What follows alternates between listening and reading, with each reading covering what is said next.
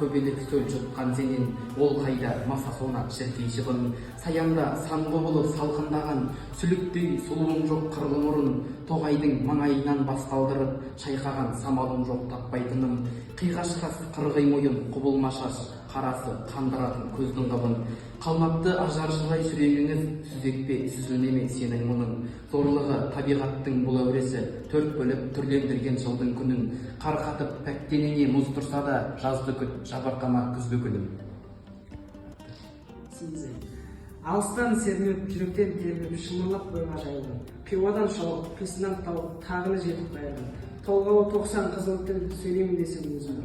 Өткірдің жүзі, кестенің көзі, өрнегін сенген саламыз. Білгенге маржан, білмеске азан, адамдар байқар аламыз. Қинама бекер тілмен жақ, көңілсіз құлақ ойға болады.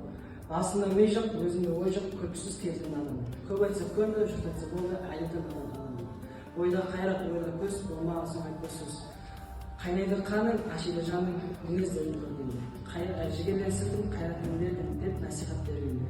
Ұятсыз, арсыз салтынан халық кетір артын. Абай өлеңдерін досым Данияға оқып ескерді.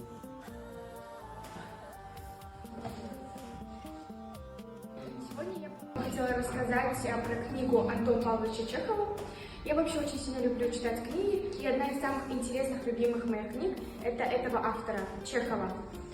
Также наш президент Касым-Жомарт Токаев, он выбрал 100 популярных книг, и также Чехов попал в этот список.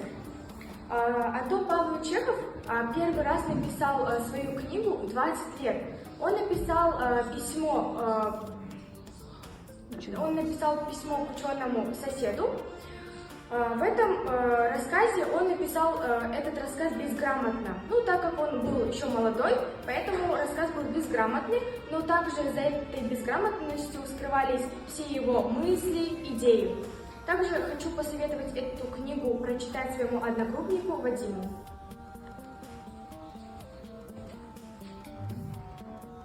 Я недавно прочитала книжку, которую нам посоветовал Касым-Жомарт Токаев. Произведение Тургенева «Дворянское гнездо». Эта книжка очень интересная и познавательная. Здесь повествуется о молодом человеке, который вырос без родителей, и он был приучен презирать женщин. Но у него вскоре появляется любимая женщина, которую он полюбил и поехал за ней в другую страну. Но эта женщина его предает. Эта книжка учит тому, чтобы не предавать своих близких родных. И эту книжку я рекомендую прочитать другу, так как нас связывает книжка. Я прочитала повесть Николая Гоголя-Васильевича, повесть «Ревизора». Оттуда я взяла поучительный урок. В этой книге рассказывалось о аферистах, о чиновниках России, где раскрывалось их истинное лицо. В ней говорилось о лжи, подлости, злости, о том, как тут зарабатывали грязные деньги. А если кратко сказать, то о коррупции. Я бы хотела посоветовать эту книгу тебе. Это очень поучительная книга. Я бы хотела, чтобы ты взял с нее урок, потому что она полезна тем, что можешь узнать информацию о коррупции. То, что мы, подростки, новое поколение нашей страны, не должны допускать коррупцию.